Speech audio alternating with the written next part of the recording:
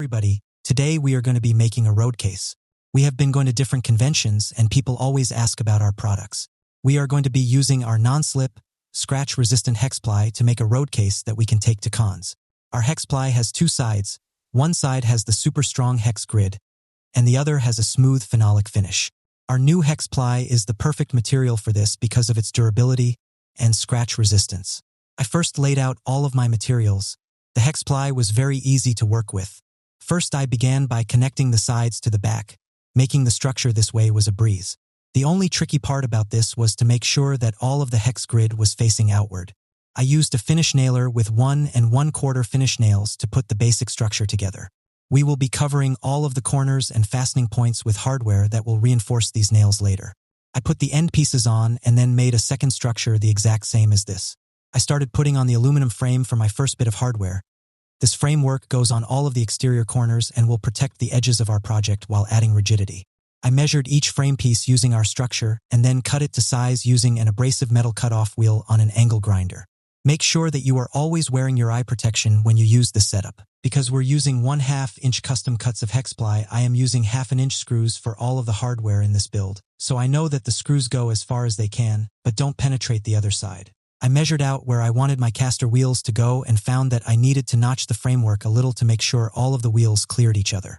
I used the hinge that is going to hold our two halves together as a straight edge to make sure that I didn't put the caster wheels in crooked. I started putting together my grooved edge framework next. This framework has a tongue and groove set up on it, so it is what we will put on all of our closing edges to ensure that we have as much of a seal as we can.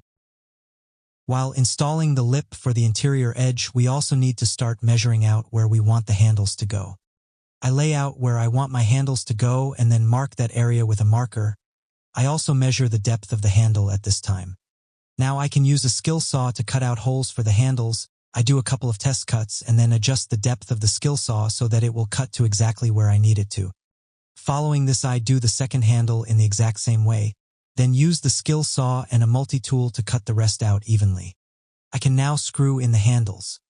After I put my handles where they will be, I go ahead and place the rest of the lid hardware on. With the lid hardware on, I can also go ahead and do the rest of the edges.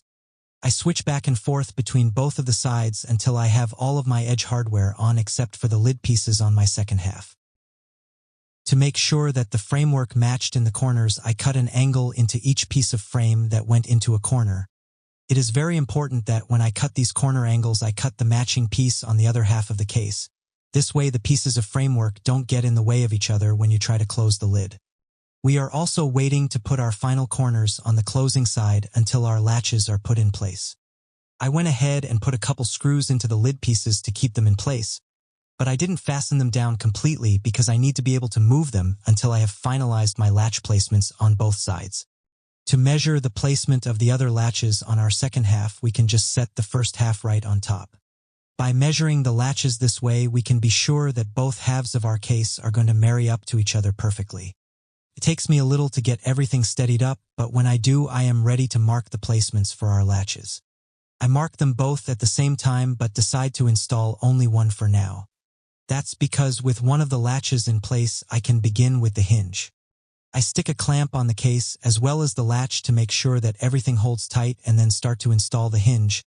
I wanted to wait until I had a latch on because when I'm installing the hinge, it's possible for the hinge to move around a bit.